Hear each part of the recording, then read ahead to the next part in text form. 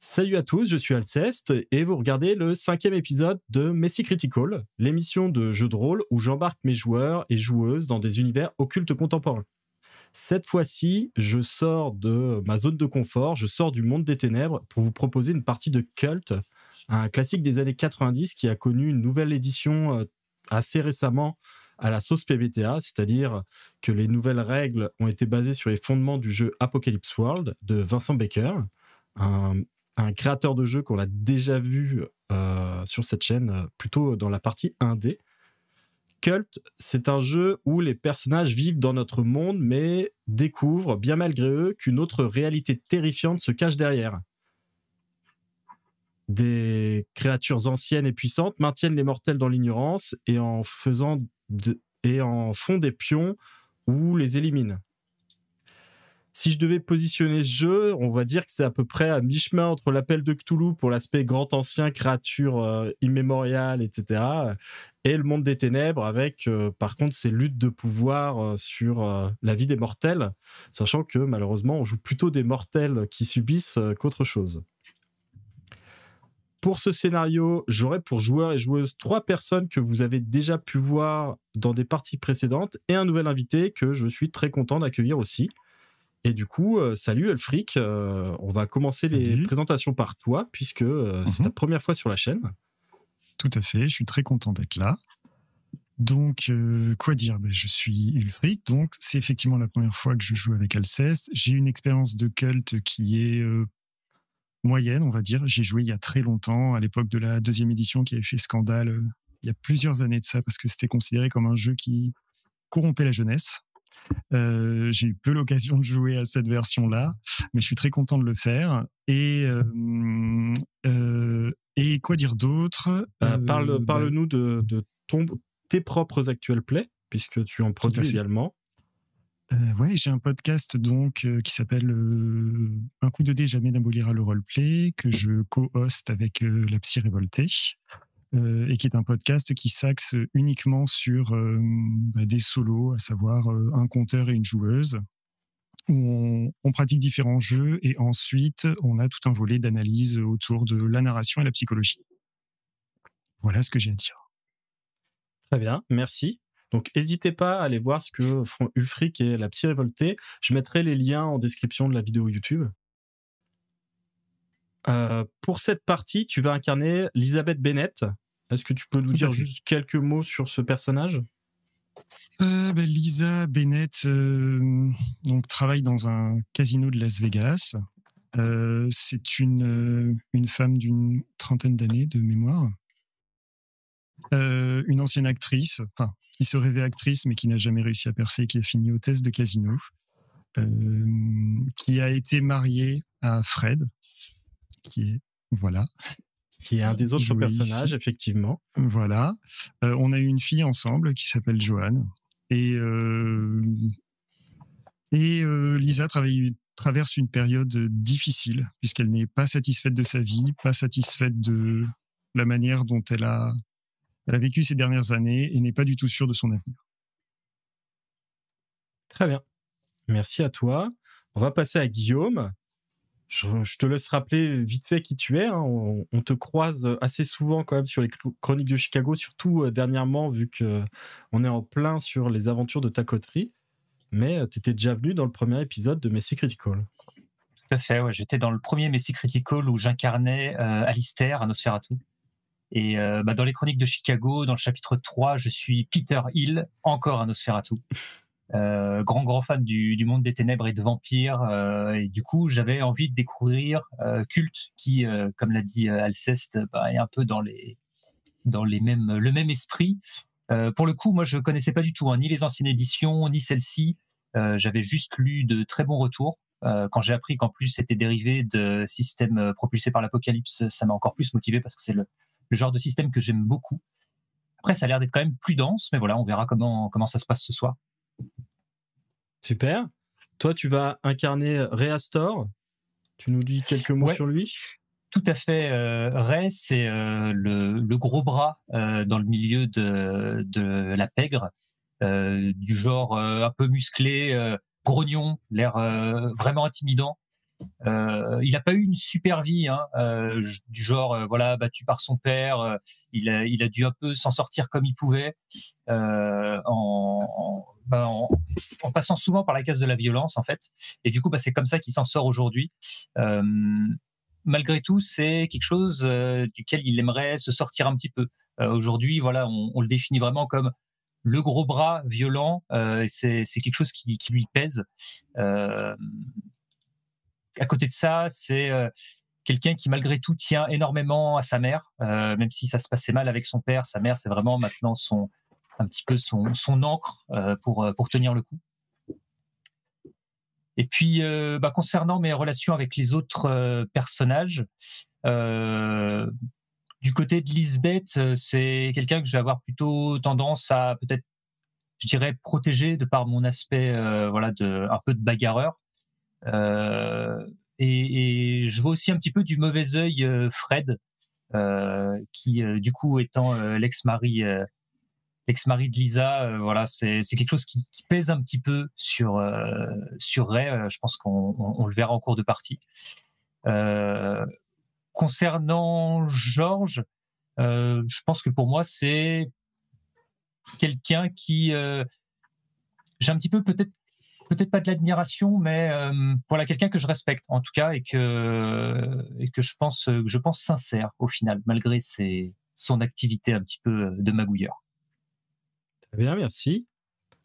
On va passer à toi, Noodle.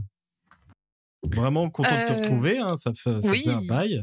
On avait joué à Decaying Orbit ensemble.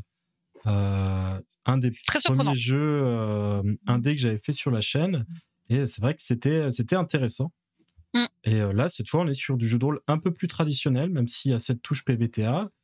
Je te laisse te présenter rapidement et puis présenter ensuite ton personnage, puisque toi, tu vas donc jouer Fred Hayden. Exactement. Alors, c'est Noodle. J'ai pu jouer un peu sur plusieurs chaînes JDR comme Tales of P, L'Appel ou Shena Ethereum. J'aime bien jouer un petit peu de partout et découvrir un peu de nouvelles tables, de nouveaux joueurs. Et puis des très belles tables, hein, pour le coup. Les trois, c'est trois chaînes super. Oui, que des gens bien et des bons petits cercles qui se retrouvent, ça fait toujours plaisir. Et c'est bien quand un peu les groupes de joueurs se mélangent un petit peu, parce que pendant très longtemps, je jouais beaucoup avec les mêmes personnes. Puis bon, c'est vrai que Tales of Peace, c'est une très grande communauté, donc c'est bien aussi un peu de changer, découvrir de nouvelles têtes, c'est plutôt sympa. Moi, je suis toujours contente quand on m'invite sur une nouvelle table. C'est trop chouette. Pour ce soir, donc je vais interpréter Fred Hayden, donc qui a un bon petit ripou, un bon petit arnaqueur, voleur, qui a un bon petit passé de petit fripon, quoi, hein, comme on peut le dire. C'est quelqu'un qui a vécu très longtemps dans la misère et qui a dû se débrouiller par lui-même pour rouler sa bosse, et qui s'en est très bien sorti dans l'illégalité et surtout dans tout ce qui était un peu jeu d'argent, cambriolage, tout ça. Sa capacité à tricher aux cartes lui a valu donc de travailler donc au casino de Monsieur Piquet, pour lequel du coup il fait en sorte que les tricheurs ne fassent pas perdre d'argent au casino. Donc comme l'a dit Ulfric, donc personnage de Lisa, qui est donc mon ex-femme, avec qui nous avons une fille de 3 ans. On verra plus tard sur le type de relation qu'on entretient encore aujourd'hui, je pense. Qu'est-ce que je pourrais dire ? Je pense que j'ai pas trop envie non plus d'en dévoiler, parce que voilà. Très bien, pas de problème. C'est juste quelques mots pour pouvoir un peu poser les personnages. Pour un peu situer, voilà, exactement. Voilà. Et du coup, on va passer à Berat, qui est un autre des joueurs des Chroniques de Chicago, qui incarne pour sa part Harold, le Malkavien de la coterie des Infants de Gary. On va pas trop spoiler, mais c'est pas la joie en ce moment. Non, effectivement, on vit des temps difficiles. Ok, bonjour à tout le monde. Donc Berat, voilà, vous avez pu m'entendre effectivement sur les Chroniques de Chicago avec le personnage d'Harold, et voilà, une expérience dans le jeu de rôle qui remonte à quelques années maintenant. Voilà. Et ce soir, du coup, j'interprète George Stevenson, donc qui est d'origine anglaise et qui vient d'une famille fortunée du coup de Londres et j'ai une expérience militaire puisque j'ai vécu les deux guerres mondiales, la première dans les tranchées en France et la deuxième en tant qu'officier des renseignements. Mais malheureusement, ça a mal tourné pour moi parce qu'il a fallu que je m'expatrie aux États-Unis assez rapidement à la fin de la guerre mondiale. Et du coup, je suis arrivé rapidement à Las Vegas où mes talents et mes capacités à maquiller les comptes en termes de comptabilité m'ont vite permis de trouver un poste dans des organisations un peu douteuses, voilà. Ouais, Ce tout qui à permet fait. de blanchir beaucoup d'argent. Ouais, car tous les personnages qu'on a ici font tous partie de la pègre de Las Vegas, du coup. Pour situer, donc le scénario qu'on va jouer ce soir, c'est le scénario qui s'appelle La Galerie des âmes.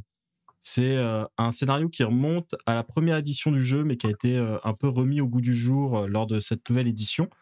Il est disponible en téléchargement gratuit sur le site d'Arcane Asylum, pour ceux que ça pourrait intéresser, ne serait-ce que pour découvrir un peu le jeu, son univers, la manière dont sont présentés les personnages, etc. Ça peut être un moyen de regarder si le jeu vous plaît avant de pouvoir regarder le livre de base.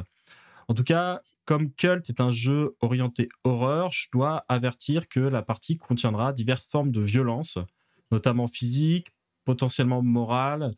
Il y aura probablement de l'horreur corporelle et nos personnages risquent d'être confrontés à des choses vaguement inspirées de l'œuvre de Clive Barker. Donc, il y a des chances qu'ils ne survivent pas à l'histoire au final et que ça se passe assez mal. On a choisi ensemble quelques lignes et voiles, mais on utilisera aussi le système de la X-Card. Donc, si une scène est trop perturbante pour un joueur ou une joueuse, ou seulement s'il y a besoin de faire une petite pause par rapport à la narration ou autre, il suffira de montrer une carte. Je ne sais pas si tout le monde a pensé à avoir une carte ou pas. Est-ce que vous avez une carte ou un objet, non. quelque Mais chose? j'ai un jeu de tarot pas loin. J'ai un dessous de verre Parfait. qui ressemble à une carte. Parfait. Voilà. La dernière fois, Max de la Bonne Auberge avait une hydre ou un truc comme ça. On trouve ce qu'on a. Hein. L'hydre carte. C'est ça. C'était la hydre card. Et heureusement, il n'a pas eu besoin de l'utiliser. Maintenant, pour vous expliquer succinctement les règles avant de débuter la partie, vous n'avez pas besoin de savoir grand-chose en tant que spectateur. Lorsqu'un personnage va chercher à accomplir quelque chose de significatif dans la narration, ils pourront utiliser des actions spécifiques, comme agir sous la pression, engager le combat, influencer autrui, etc. Ils lanceront alors 2 des 10 et ajouteront le résultat avec le bonus de l'une de leurs caractéristiques. Plus le résultat sera haut, plus l'action sera réussie, et plus le joueur aura de pouvoir narratif sur cette action. Néanmoins, si le résultat est trop bas, ça me donnera des outils, moi, en tant que maître de jeu, pour lui compliquer la vie et rajouter un petit peu des inconvénients dans ce qui se passe. Tous les personnages partagent une même liste d'actions génériques, mais chacun possède également des actions spécifiques qui dépendent de leurs archétypes et qui leur permettent un peu de se différencier dans leurs capacités. Maintenant qu'on a dit tout ça, on va pouvoir commencer la partie. Difficile de respirer. Vos têtes sont couvertes de sacs de toile qui laissent à peine filtrer la lumière et l'air. Vos bouches sont bâillonnées et vous n'avez pas bu une seule goutte d'eau depuis des heures. Des cordes vous entaillent les poignets et vous êtes contusionné de partout, après avoir été tabassé par les sbires de votre boss. La porte s'ouvre, des mains vous agrippent et vous êtes violemment tiré hors du camion pour rejoindre le sol. Vos chutes respectives sont amorties par la poussière et la végétation désertique. Vous n'avez aucun mal à comprendre qu'on vous a amené loin de la ville. C'est là que la pègre conduit ceux dont elle souhaite se débarrasser. En 1951, dans les étendues sauvages autour de Las Vegas, la vie ne vaut pas grand-chose. Et rares sont ceux qui vous pleureront. Peut-être que vos morts serviront d'avertissement aux autres voyous qui voudraient doubler la pègre. Vous espérez juste en finir rapidement. Là, on enfouit les corps dans des trous peu profonds. Des scorpions, des vautours, des coyotes et d'autres choses ignobles du désert se chargeront ensuite d'arracher la chair de vos os. Vous savez pourquoi vous êtes là. Vous avez été trop gourmand et vous avez été pris la main dans le sac. Monsieur Pickett, votre employeur, a dû découvrir que vous détourniez de l'argent du casino. Vous entendez une voiture approcher. Les portières s'ouvrent, puis se referment. Les pas de plusieurs personnes se rapprochent de vous alors que vous sentez toujours la présence lourde de menaces de vos gardes. Les sacs sont retirés et vous êtes immédiatement aveuglé par le soleil matinal que la toile tamisait. Il y a quelques secondes de flottement, vous reprenez conscience de votre environnement et c'est là que vous le voyez. Monsieur Pickett, un véritable squelette, mince et menaçant, vêtu d'un costume à rayures taillé sur mesure, coiffé d'un chapeau italien noir et arborant des lunettes de soleil. Ses sbires se dressent à ses côtés, armés de Thompson, prêts à vous descendre. Il vous est impossible de voir ses yeux, complètement cachés par les verres teintés de ses lunettes. Il parle, sa voix est aussi sèche que du papier de verre. Vous m'avez trahi. J'avais confiance en vous et vous m'avez trahi. Vous ne méritez rien de plus qu'une balle dans la tête. Pan, mort, dans un trou. Vos corps laissés à la merci des chacals. Il laisse la menace planer dans l'air, alors que les doigts de Tony, l'un des gros bras qui vous tient en joue, se crispent un peu sur la poignée en bois de son arme automatique. Mais je déteste gâcher des ressources pleines de potentiel. Donc, je vous laisse une chance de vous racheter. Il n'y en aura pas d'autre. Est-ce que vous êtes prêt à la saisir ? Il vous dévisage alors tous, tour à tour, dans l'attente d'un signe d'assentiment. Oui, monsieur Pickett. On a la possibilité de parler, ouais, ou genre on est bâillonné. Bâillonné, mais tu peux baragouiner ce que tu veux, secouer la tête, indiquer d'une manière ou d'une autre tes intentions. Ok, je pense que je vais rester silencieux du coup et juste acquiescer. Peut-être même en baissant les yeux en signe de soumission. Je vais adopter exactement la même attitude, c'est-à-dire faire un geste de la tête très succinct et vraiment me baisser à sa merci en montrant ma nuque pour lui montrer que je saisis la chance et que j'ai bien compris qu'il était au-dessus de moi. J'acquiesce d'un geste sec de la tête, mais je ne la baisse pas. Je garde le regard fixe pointé vers l'horizon lointain du désert. Moi, je suis toujours pas très à l'aise dans ce genre de circonstances. Donc, je tiens ma vie. Si j'ai une chance, je la saisis. Donc, je ne fais pas de vagues et j'acquiesce de la tête. Voyant vos attitudes respectives, il se montre un peu plus mielleux. Très bien, très bien. Voyez, il y a ce peintre à Los Angeles, Christian Starker. Je veux que vous me le rameniez. Il a un talent remarquable. Certains diraient que ce don n'est pas de ce monde. Et ils auraient raison. J'ai organisé une rencontre avec cet homme et vous serez mes représentants. Pourquoi vous et pas Tony ou Buck ? Et là, il fait des mouvements de tête en direction des deux hommes de main qui l'encadrent. Parce que ce Starker aurait des soucis. Et j'ai besoin de personnes futées sur l'affaire. Personnes qui sauront improviser.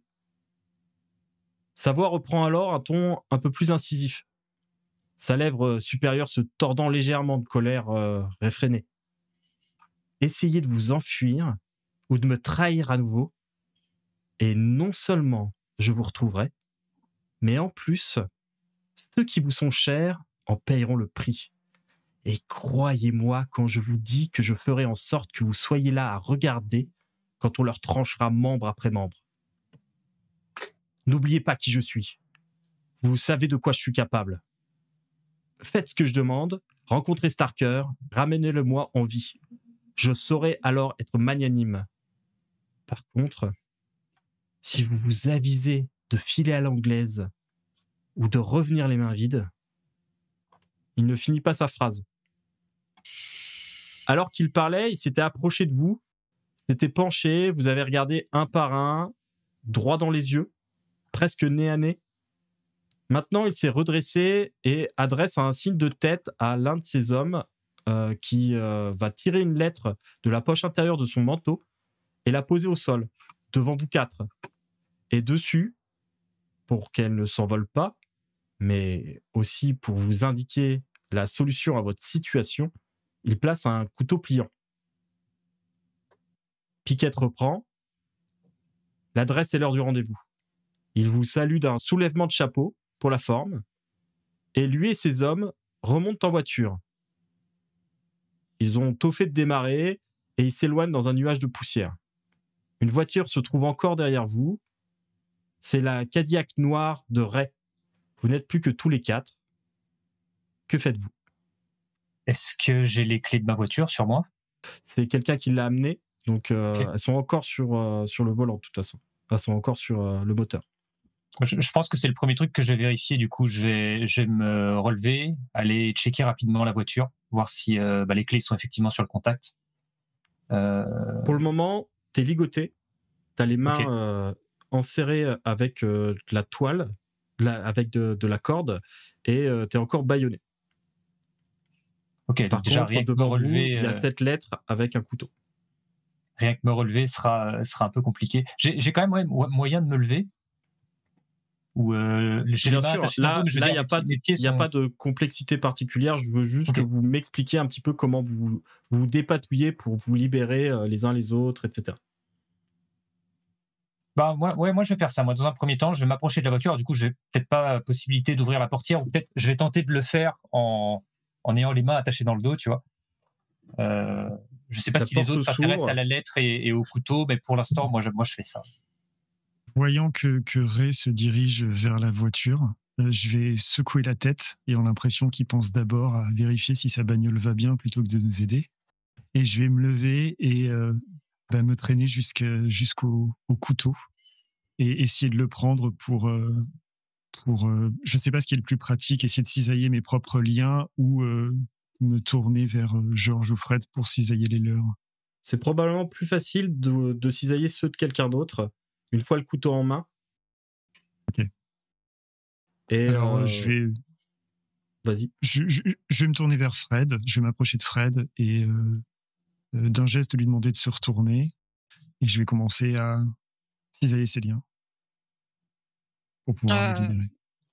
en voyant Lisa, j'acquiesce, bien que bâillonnée, en essayant de me mouvoir de façon à lui donner l'angle le plus optimal pour qu'elle puisse délier mes liens, quoi.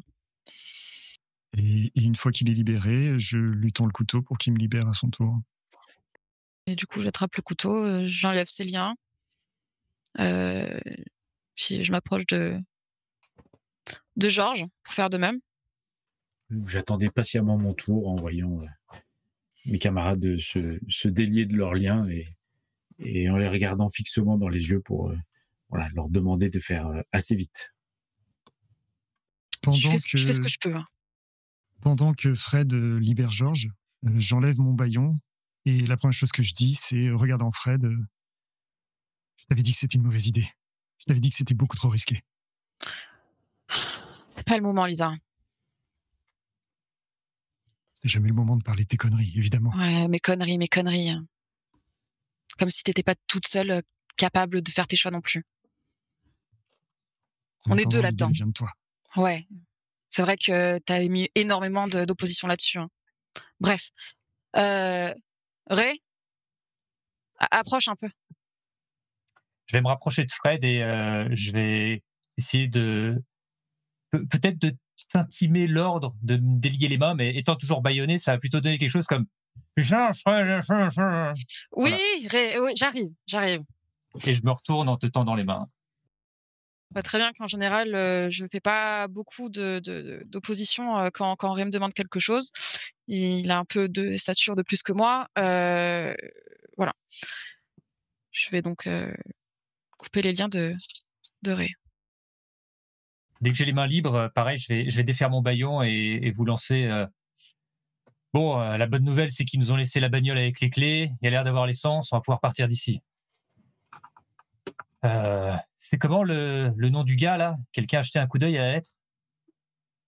Il a parlé d'un Starker. Ça dit quelque chose à Christian. quelqu'un?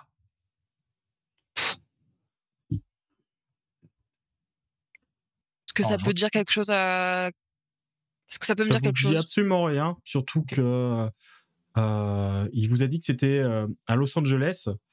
Et pour le coup, ces dernières années, vous êtes vraiment resté dans le Nevada, Las Vegas surtout.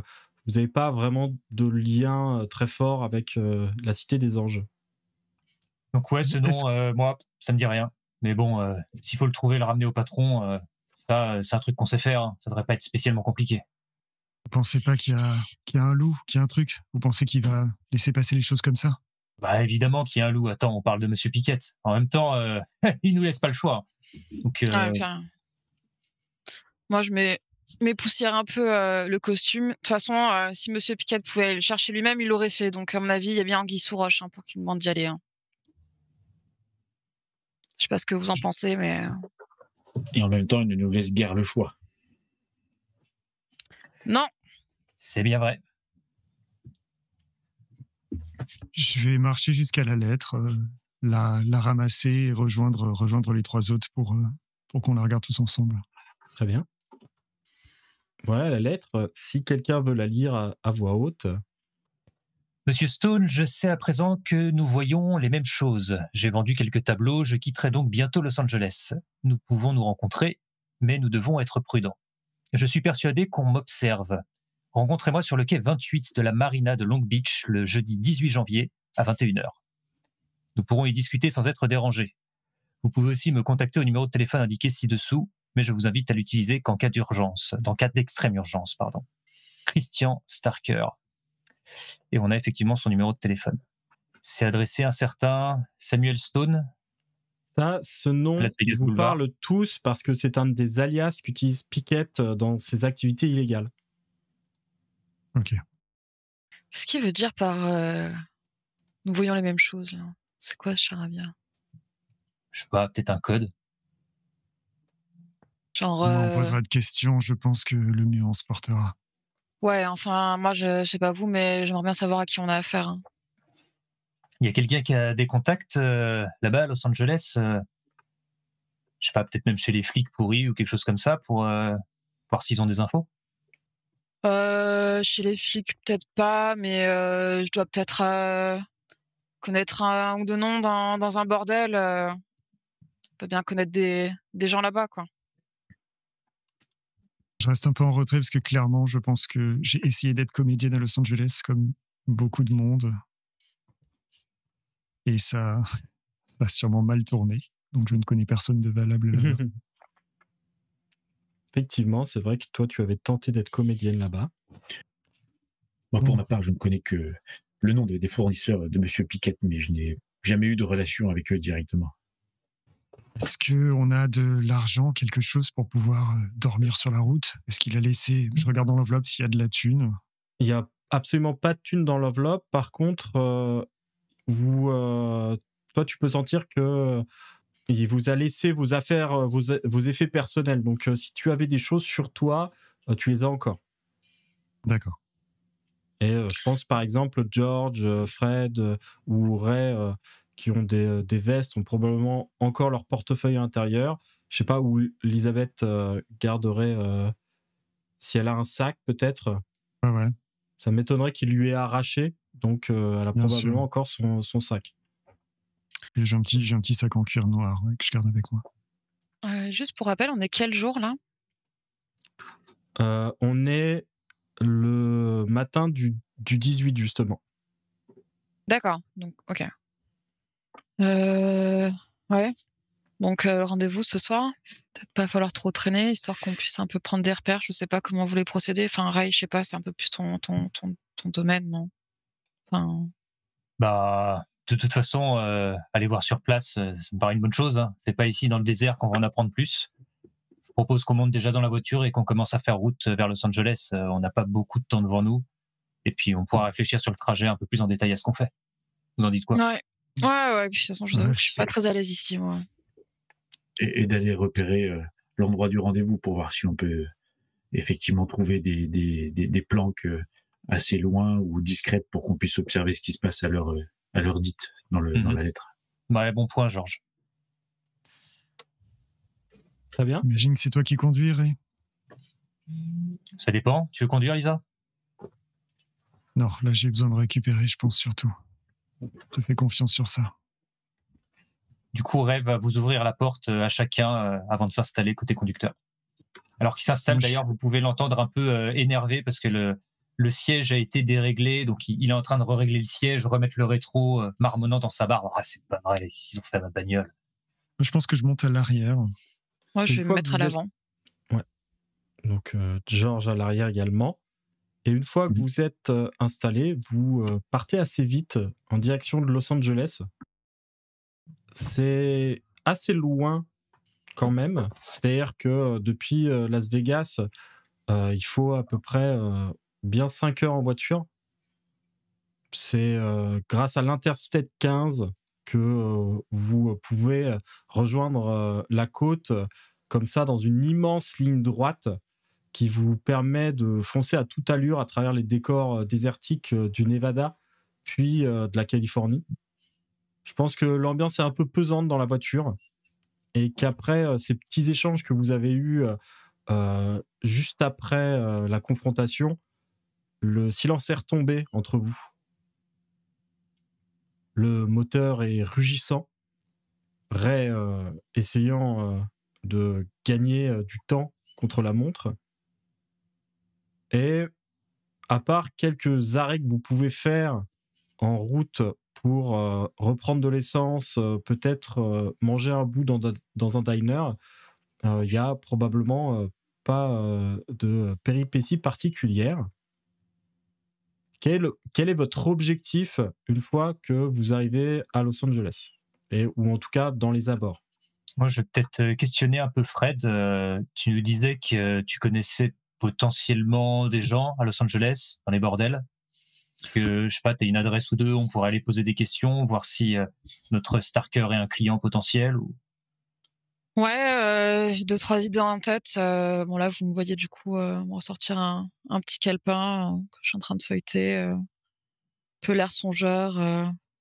Ouais, non, celui-là, ça le fait pas trop. Ouais, non, celui-là non plus.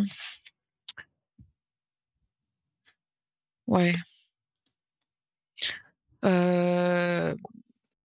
Après la question OMJ, est-ce que potentiellement je peux avoir des contacts sur place?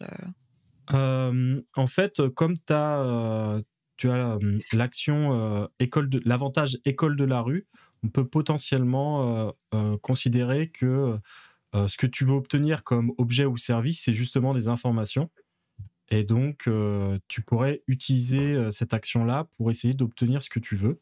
Ce serait un jet avec charisme et ça permettrait potentiellement d'obtenir ce que tu veux, mais soit quelqu'un te dépanne sans problème, soit par contre va y avoir des services à rendre ou quelques problèmes.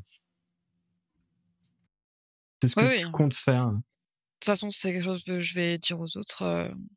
J'ai peut-être quelqu'un, mais disons que la dernière fois qu'on s'est vu, ça s'est pas spécialement très bien passé. Donc, soit j'arrive à arrondir les angles, on peut avoir quelque chose, soit ça peut être un peu houleux, quoi. Mais ça se tente après, ça se tente. Qu'est-ce qu'on cherche exactement? Moi, j'ai envie de dire, on est 4. C'est toi les bras, Ray, hein, mais juste au moins, je préviens, qu'on me dise pas après que j'ai pas prévenu. Après, je pense que ça peut le faire. T'es sûr que c'est quelqu'un qui va pouvoir nous aider, nous apporter, je sais pas, mais ça, des contacts? Potentiellement plus que ce qu'on a déjà là, en fait. C'est ça. C'est des gens qui connaissent la ville, c'est des gens qui connaissent des gens. Pour l'instant, là, à l'heure actuelle, c'est la seule porte d'entrée que j'ai à Los Angeles. Hein, donc, c'est vous qui voyez. Hein. Je dis juste que ça peut potentiellement se compliquer. Mais si je la joue fine, ça devrait pouvoir le faire. Voilà quoi. Je me tourne vers Georges et Ray. Je dis on fait confiance à Fred pour savoir la jouer fine? Avec une pointe d'ironie. Ray note très bien l'ironie. Ah, sinon, on peut voir avec tes anciens contacts de casting, peut-être, Lisa, non? Je crois que c'est vraiment le moment de parler de ce genre de choses. Ah, bah écoute, toi de me dire, hein. Bref, si c'est le seul contact. Georges s'impatiente un chouïa devant la prise de bec de l'ex-couple et souffle et manifeste son mécontentement de cette manière-là. Du coup, c'est bon, tout le monde est d'accord? Qu'est-ce qu'on fait? On va rester là enfin, on se décide? Après, J'acquiesce d'un geste de la tête. Georges, toi, tu parlais d'aller repérer les lieux. Tu penses que c'est mieux de faire ça avant, après, pendant? Repérer les lieux, de toute façon, il n'y a pas besoin d'y être 5 ou 6 heures à l'avance. Je pense que si on y est une bonne heure à l'avance, ça peut déjà faire effectivement l'affaire et on peut essayer de creuser et trouver des informations sur ce Starker. Plus on aura d'informations, mieux on pourra se préparer. Ok. Bah, va pour ta piste, Fred. Enfin, si vous êtes ok, mais faute de mieux. Faute de merde, faisons ça. Ok. Bah, du coup, je t'indique une adresse. Ouais, ça va être un jet de école de la rue. Un jet de 14. Donc, c'est une réussite partielle. Je vais choisir une option parmi plusieurs pour te compliquer la vie. En l'occurrence, il y a quelqu'un qui va pouvoir te renseigner, te donner les informations que tu recherches, mais c'est quelqu'un à qui tu dois déjà une certaine somme. Oui, j'avais dit. Hein. Et donc je vais te laisser mettre en place la scène. Qui est cette personne? Qu'est-ce que tu lui dois? Et qu'est-ce que ça te coûte d'aller lui redemander quelque chose? Alors, faudra aller au bar de la 9e avenue, là. Comment ça s'appelle ça? Le Ruby, c'est ça. J'ai un patron, le patron du Ruby que je connais, qui on pourrait demander un peu des contacts. Juste que, bon, disons que je lui dois un peu d'argent, donc j'espère qu'il laissera passer pour cette fois-là. Quoi. Attends, Fred, tu lui dois un peu d'argent? Comment ça, un peu? Bah, un peu, quoi. Tu connais. Ouais, je te connais, effectivement. C'est bien pour ça que j'aimerais que tu précises. Bon, tu lui dois beaucoup d'argent, c'est bon, on a compris. Oui, enfin, beaucoup, c'est une question de mesure. Enfin, là, tu chipotes sur les mots, quoi. Bon, je lui dois de l'argent, oui, d'accord. Mais je pense qu'on peut peut-être moyenner autrement. Je connais un petit peu ses appétences pour d'autres choses. Il y a peut-être moyen de Pour quel genre de choses, négocier. Fred? Pour quel genre de choses? Oh, Lisa, ça va. Non, je te demande pour que tout le monde soit au courant de ce vers quoi on va. Et c'est pour ça que je vous dis les choses. Je vous dis que je lui dois un peu d'argent, donc je vous tiens au courant. Tu vas pas me reprocher de pas être honnête, au moins. Non. Ou alors tu vas remettre en question tout ce que je dis, en fait. Non, c'est pas ce que je veux dire, mais plus on a d'informations en commun, mieux on s'en sortira. Ça dépend de comment il est C'est quel genre de type? Bah, quel genre de type? C'est un patron de bar à Los Angeles. Enfin, c'est des gens qui Enfin, quel genre de type? Genre de type à qui on donne de l'argent, quoi. Et le fait de te revoir, ça va déclencher quoi en lui? Ça dépend. Soit je peux lui rappeler que je lui ai dépanné aussi à une époque, que voilà, c'est juste une question de timing, en fait. Faut-il qu'on se prépare à un affrontement quelconque? C'est quand même quelqu'un de raisonnable et de raisonné, puis de toute façon, ça sera pas comme ça dans son bar. Et ça, c'est quelque chose auquel il tient beaucoup, c'est que les problèmes, c'est à l'extérieur de son bac. Une fois qu'on sera à l'intérieur, on pourra régler les choses calmement et avoir une discussion. là Il y qu'il a bien un faudra. moment, il faudra qu'on en sorte de ce bar quand même. Oui, et on trouvera. Je pourrais lui filer un tuyau sympa en guise de compensation, d'attente. Euh,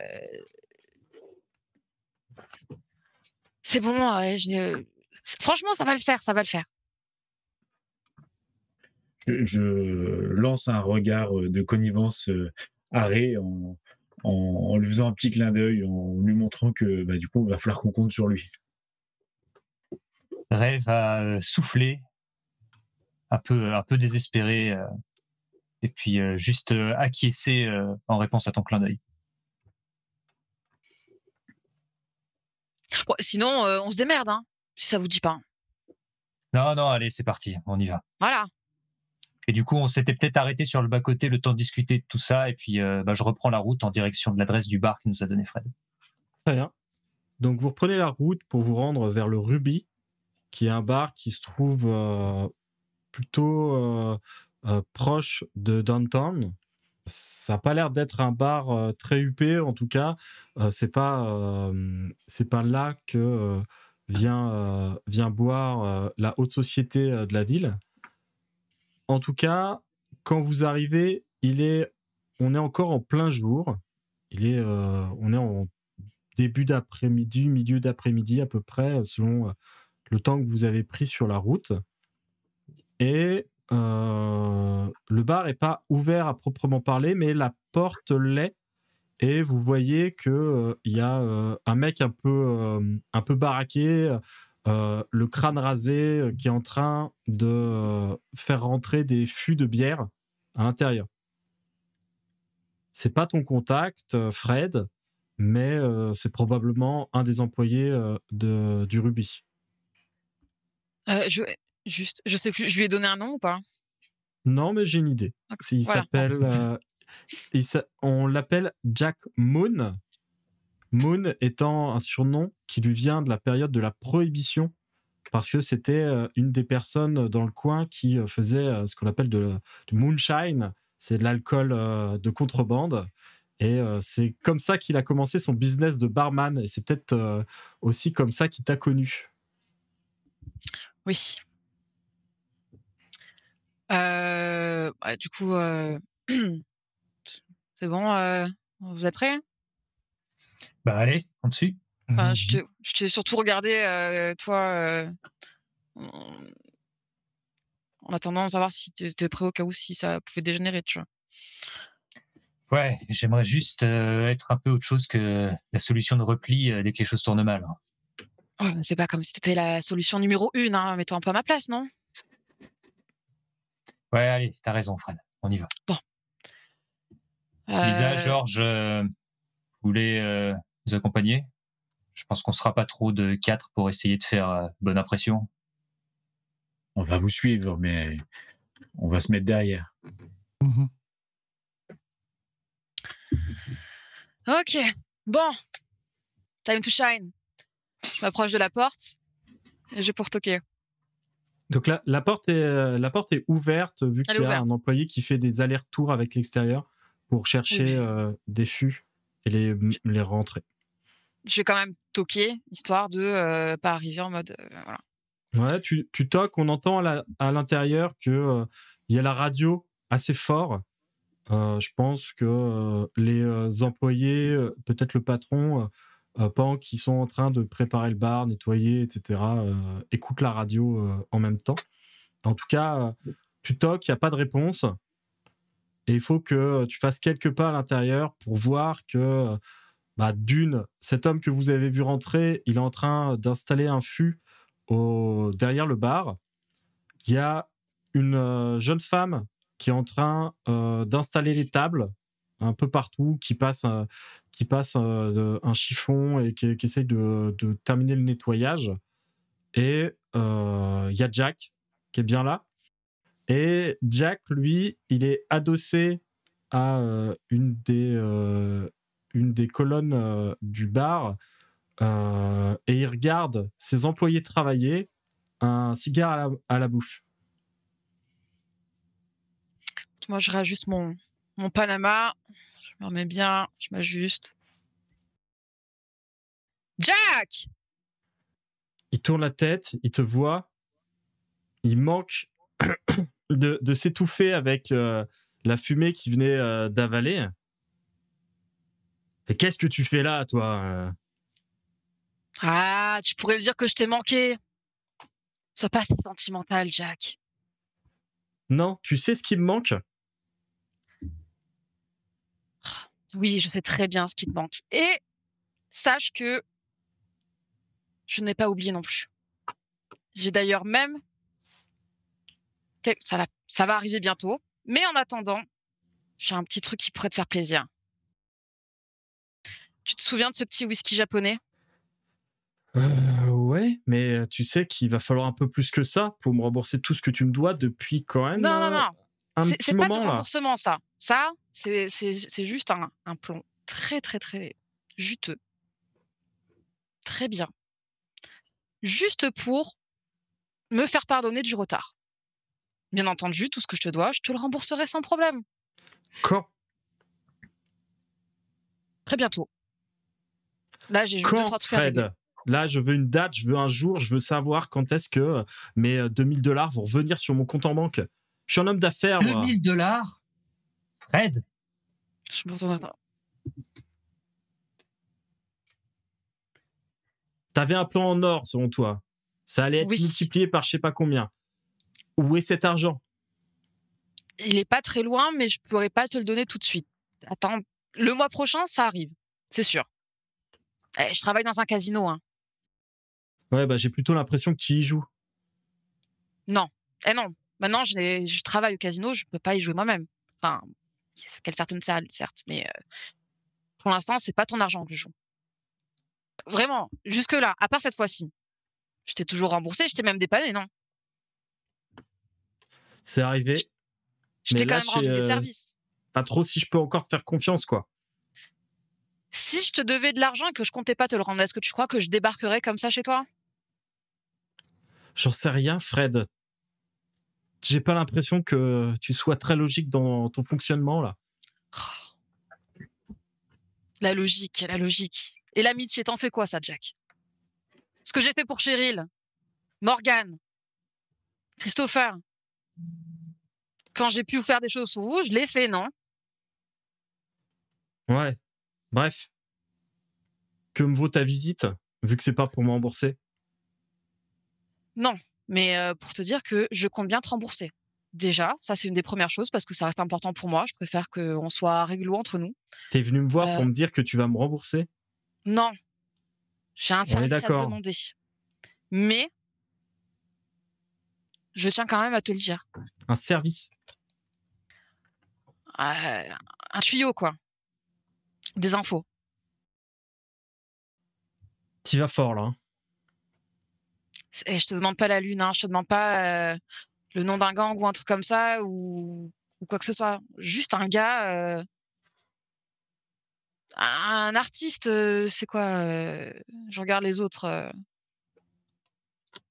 De la peinture, il dit de la peinture, non? Ouais, Le nom un de mec qui est dans le Starker, métier. ça vous dit Ouais. quelque chose? Christian Starker. Starker? Ouais, ou si tu Pourquoi? connais Qu'est-ce que vous en quelqu'un dans ce avez business-là. après Starker? Ah, tu connais? Ouais, il a fait la une de pas mal de journaux. C'est un artiste plutôt Plutôt, en vogue, on va dire. En vogue on va et dire. en même temps un peu controversé.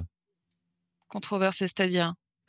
Bah, apparemment, déjà, c'est un artiste qui avait le vent en poupe et qui commençait à se faire pas mal de pognon.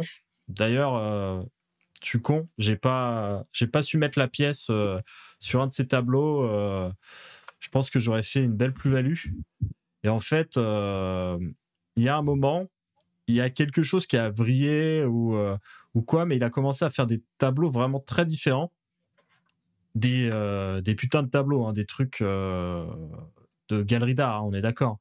Mais ça n'a pas trop plu à ses mécènes. Parce qu'en fait, le type est plutôt un spécialiste du portrait.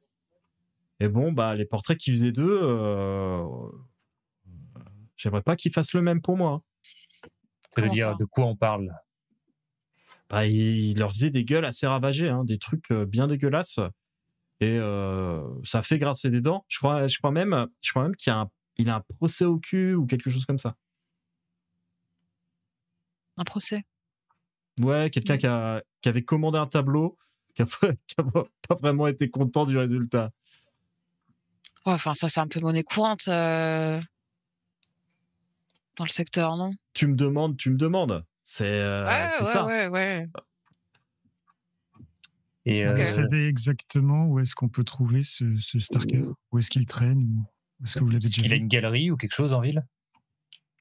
Ça, j'en sais rien. Je vous avoue, je suis pas non plus un critique d'art et on va dire que si j'achète des choses, c'est plutôt sous le manteau, en général.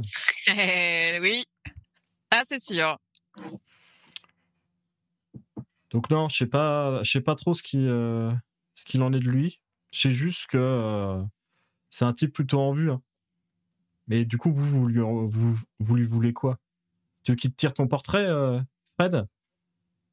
Tu risques de Ah bah pas non. être déçu du résultat, hein. Sois pas si flatteur.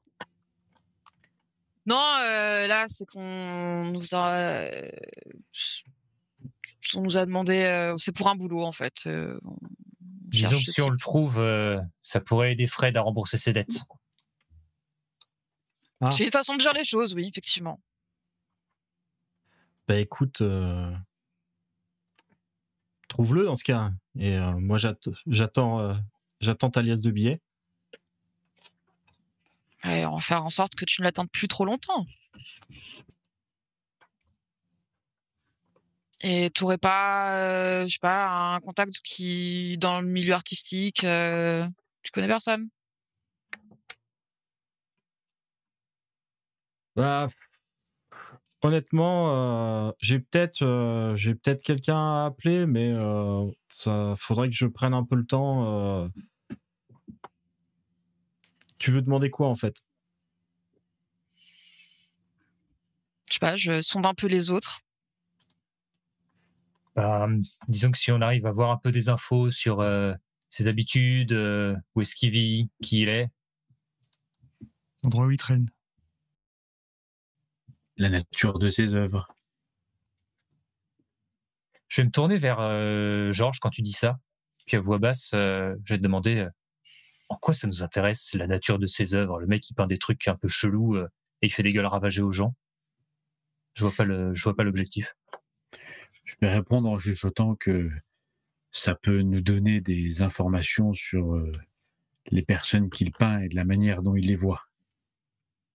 Tu penses que c'est ça qui intéresserait le patron?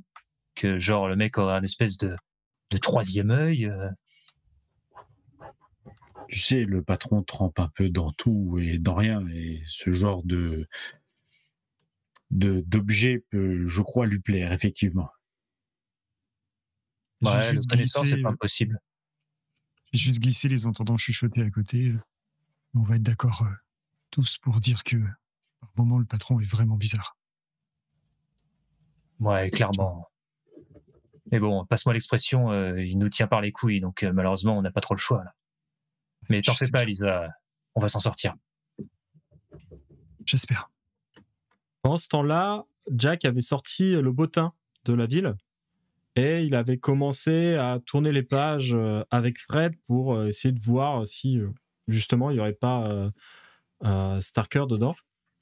Et aucune adresse, aucun numéro, il n'est pas dans les noms répertoriés. Donc Jack va hausser les épaules. Tu vois, je suis certain qu'il vit chez quelqu'un, il se fait rincer, mais je saurais pas te dire qui. Hmm. Ou c'est peut-être son nom d'artiste. Peut-être. Vous connaissez un endroit ici, pas loin, où on pourrait, je sais pas, consulter des archives de journaux. S'il a fait la une, on pourra peut-être trouver des infos, je sais pas, un contact. Ouais, ou une galerie où il aurait exposé, par exemple, je sais pas. Éventuellement, faut que je regarde. Forcément, il y a la bibliothèque à Downton. J'imagine qu'il doit y avoir tout ce qui est coupure de journaux et tout, si ça vous intéresse vraiment. Mais comme je vous dis, c'est quelqu'un qui a surtout eu beaucoup de succès, qui a disparu à un moment, et puis maintenant, il vend à nouveau, et pas qu'un peu, mais ça fait des vagues, quoi.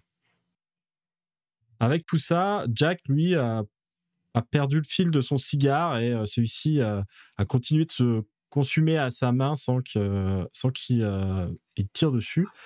Il finit par se placer derrière le bar et dire bon, est-ce que il y a encore besoin de quelque chose, ou tu me laisses bosser, et la prochaine fois que je te vois, c'est avec une belle petite pile de billets. Oui, et puis une petite caisse de whisky japonais, histoire de me faire pardonner pour le retard. Ce serait la moindre des choses, ouais. Eh ben, c'est vendu. Bah, écoute, je te remercie, Jack.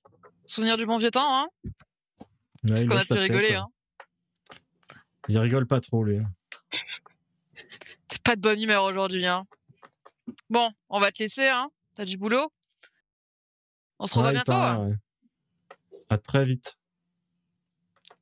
À très vite, Jack. Je me retrousse un peu les manches, un peu tout fier. Puis je ressors. Vous quittez Je vais les prendre lieux, la du suite coup. de Fred et puis une fois dehors, je vais dire eh ben, chapeau, ça s'est pas aussi mal passé que ce que je craignais. Ouais, bah oui, j'ai dit que ça l'aurait fait. Il suffit un peu de tirer un peu les bonnes cordes, et le toutou rentre à la niche. Ouais, le toutou, montrer un peu les crocs quand même. Ah bah évidemment. Il a perdu son Maintenant, nonos. il n'y a plus qu'à espérer qu'il accepte de te laisser partir de Los Angeles maintenant qu'il sait que t'es là et que tu lui donnes de l'argent. Oui, enfin, ça va, hein. Et sans le suivre. C'est pas Al Capone, hein. Relax, Lisa, relax. Bon, du coup, on va où? Alors, moi, je trouvais l'idée de Lisa pas mal, essayer de farfouiller dans les archives. Ouais. Je suis pas trop habitué à ça, mais si je peux vous filer un coup de main, vous me dites, je sais me rendre utile. Si c'est regarder des couvertures de journaux, je pense qu'on peut tous s'en sortir. Après, si vous avez d'autres idées, n'hésitez pas non plus. Oui, bon, ça Il ne va. reste pas beaucoup de temps. Tout le monde sait lire, hein. Hein, Ray, tu sais Oui. lire? Ah, Oui, je voilà. sais lire Fred. Je prends la défense de Ray en disant mais bien évidemment que tu vas pouvoir nous aider, et bien évidemment que tu vas pouvoir chercher avec nous à la bibliothèque.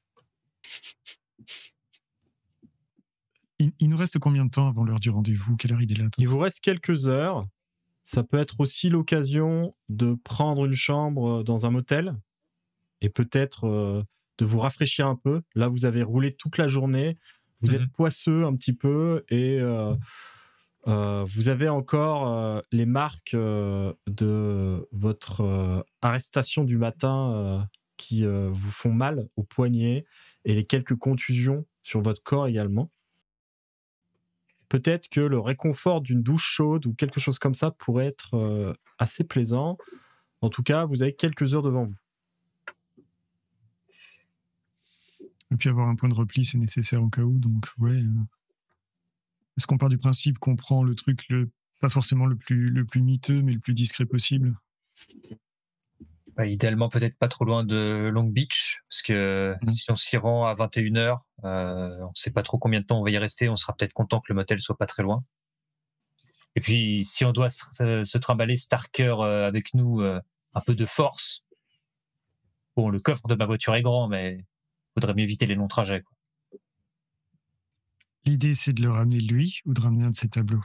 Le patron le voulait lui, si je dis pas de bêtises. Ouais, il a insisté sur le fait qu'il le voulait vivant, déjà, en plus. Ce qui... Ouais. Ok. Alors oui, le plus près de Long Beach, effectivement. Qu'on soit le plus discret possible. Vous n'avez pas trop de mal à trouver un motel dans les environs de Long Beach.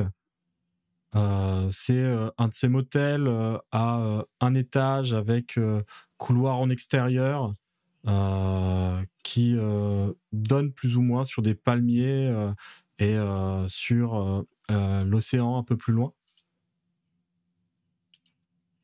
Ça vous a pas coûté si cher que ça, mais par contre, la qualité des lieux est à l'avenant, hein, donc les chambres sentent un peu le tabac froid.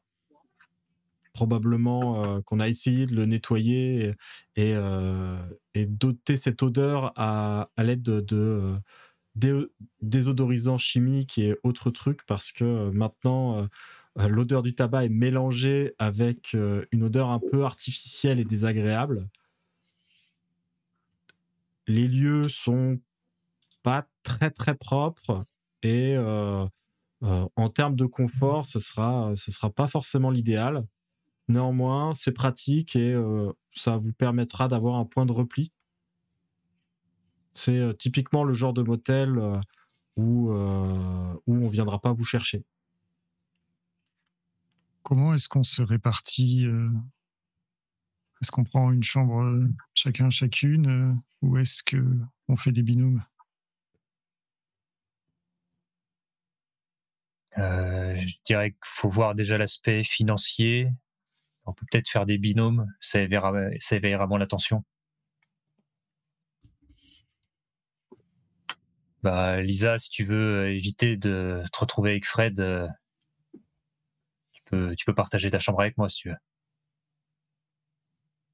J'hésite un peu et puis je vais acquiescer en silence. Je souffle fortement pour montrer mon mécontentement de la situation, mais que je fais avec. Moi, je laisse esquisser un petit sourire amusé de la situation. Ah, ça va, Georges, ça va pas être aussi terrible. Hein. Crois-moi, t'aurais pas voulu partager ta chambre avec Lisa. Tant Hein. que nous dormons et où nous avons des choses à faire, Je fais pas de commentaires. le reste devrait bien se passer. Je prends la clé et je me dirige vers la chambre qu'on a avec Ray. Ouais. Qu'est-ce que vous faites sur place avant de repartir pour ensuite... Qu'est-ce que vous faites sur place et après, qu'est-ce que vous souhaitez faire?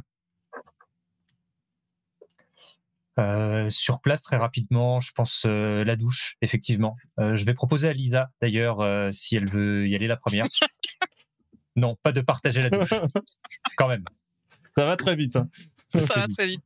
Je vais le remercier, puis je vais effectivement aller me doucher. Je pense que par réflexe, je vais fermer la porte à clé, par sécurité, et puis prendre une douche histoire de me délasser, enlever toute la sueur issue de notre trajet en camionnette, notre séjour sous le soleil du désert. Et puis, une fois que c'est fait, que je me suis changé,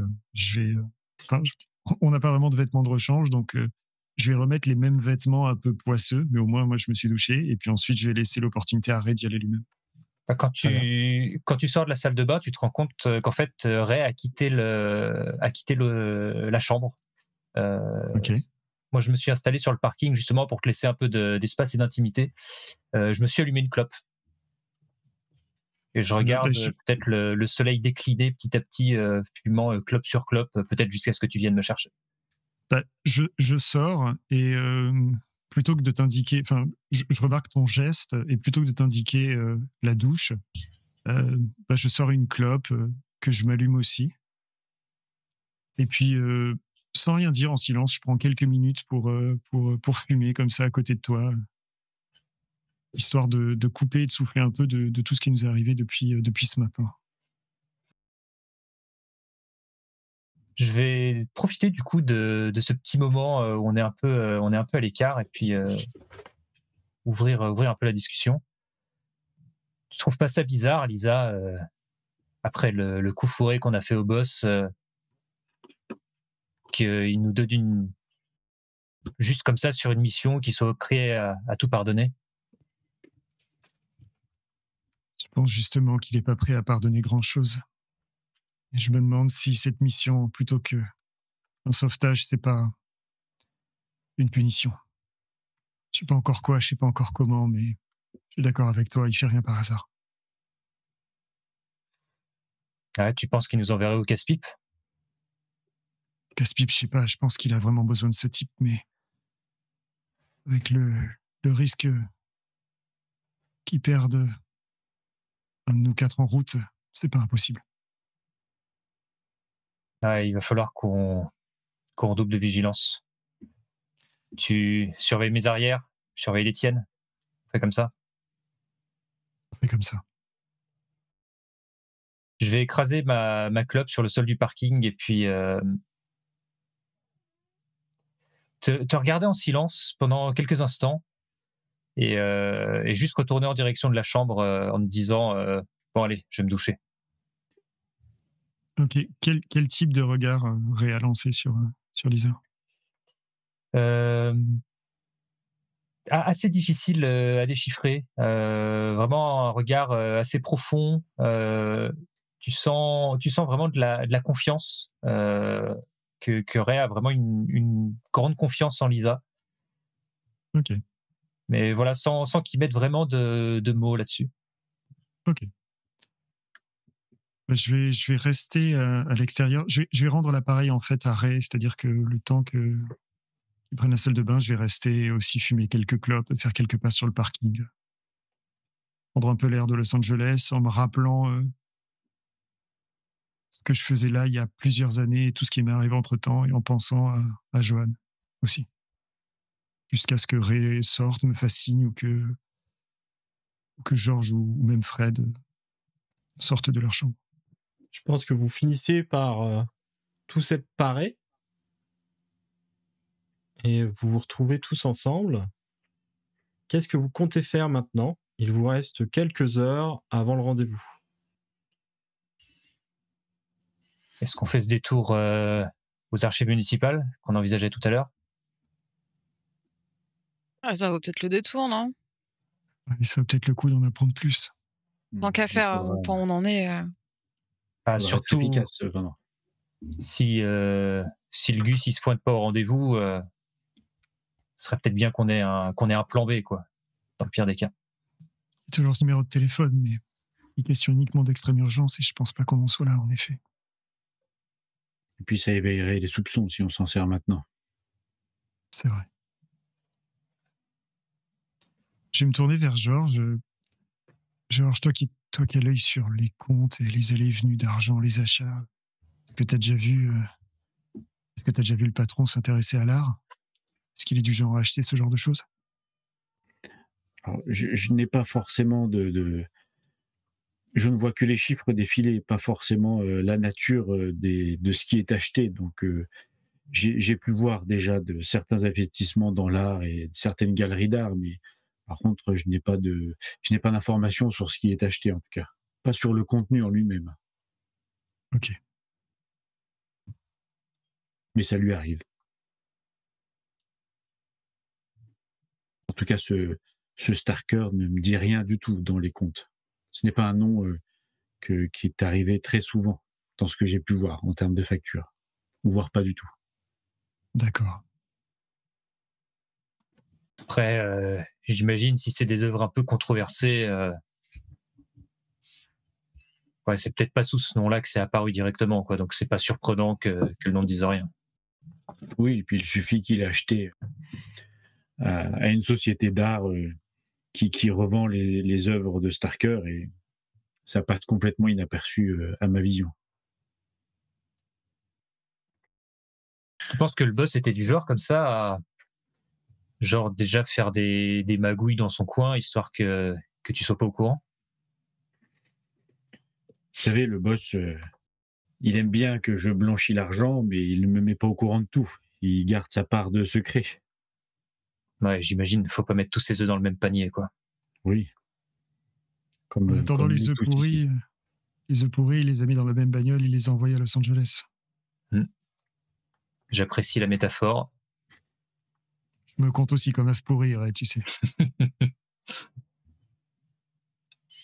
Vous quittez les lieux pour rejoindre la bibliothèque municipale et je vais demander un jet d'investigation à Georges, qui est celui qui a le plus l'habitude de faire ce genre d'action. Donc, succès partiel, tu as fait 14. Tu peux me poser une question. Comment tu peux en trouver plus sur ce que tu recherches? Que te dit ton instinct sur ces informations? Ou est-ce qu'il y a quelque chose de bizarre dans ce que tu trouves? Je vais plus aller sur le côté bizarrerie de ce qu'est-ce qui est étrange, j'essaye de savoir. Ouais, qu'est-ce qui est étrange, qu'est-ce qui me saute à l'œil et qu'est-ce qui pourrait me donner des informations sur le côté un peu particulier de cette affaire. T'as pas trop de difficultés à trouver des coupures de journaux qui parlent de Starker, parce qu'effectivement, il a fait sensation ces dernières années. On peut le voir notamment sur certaines photographies. Donc, vous avez une bonne idée de à quoi il ressemble. C'est un jeune homme qui doit avoir 24, 25 ans. C'est quand même un jeune artiste encore, mais ça fait déjà 2-3 ans qu'il rencontre le succès. Néanmoins, il y a eu apparemment un passage à vide. Il y a un moment où, justement, un article d'une revue artistique disait où est passé Starker, le génie a disparu, etc. Et quelques semaines plus tard, on le voit à une sorte de gala en photo avec une femme à son bras, une femme particulièrement charmante, vraiment une personne à la fois très bien vêtue, mais aussi d'une beauté époustouflante. Et c'est à partir de là qu'il y a tout un micmac sur ces productions qui choqueraient les gens. Il y aurait visiblement des personnes assez fortunées qui lui auraient commandé des portraits comme il savait si bien les faire. Et les résultats qu'ils ont obtenus, c'était des visages défigurés, des visages monstrueux, des visages déformés par des émotions affreuses. D'un côté, effectivement, ça a choqué pas mal de gens, mais ça n'a pas du tout endigué sa popularité et il continue de vendre beaucoup. Et ce que tu trouves de plus récent, c'est une annonce d'un vernissage à la Broken Glass Gallery. C'était il y a 2 jours de ça. Et on a il y a pas le nom mentionné de la femme qui l'accompagne quelque part? Non, jamais. Jamais. Juste sa photo. Tout à fait. Bon, je vais faire un rapport à mes camarades, du coup. Je pense qu'ils t'ont un peu aidé à fouiller les trucs, etc. Mais okay. On peut partir du principe que voilà, t'as un peu sorti tous les numéros de journaux, tous les nouveaux numéros de revues. Vous avez pu regarder ça ensemble. Il a fallu un certain temps, toutefois, et il y a bien 1h30 qui s'est passée depuis que vous avez quitté le motel. Et il nous reste combien de temps avant l'heure de la rencontre? Ouais, il doit vous rester à peu près 2 heures.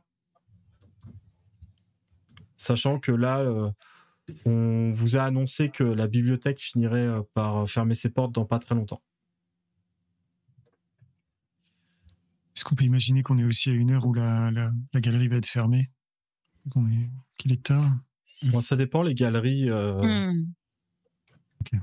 Ça dépend de ce qui s'y passe. C'est-à-dire, les soirs de vernissage ou de réception, peut y avoir du monde.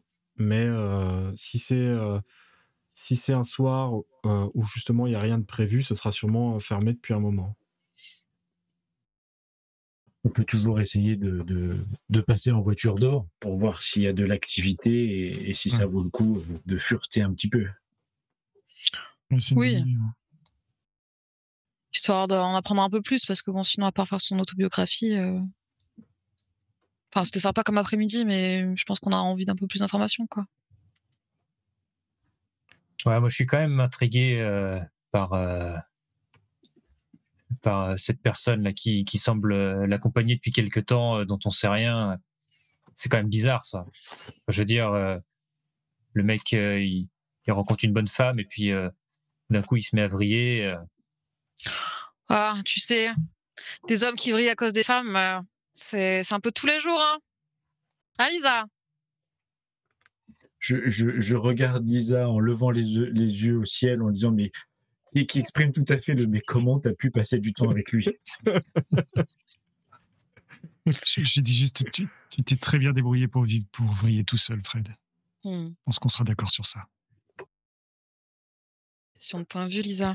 Question de point de vue. Bon, en route?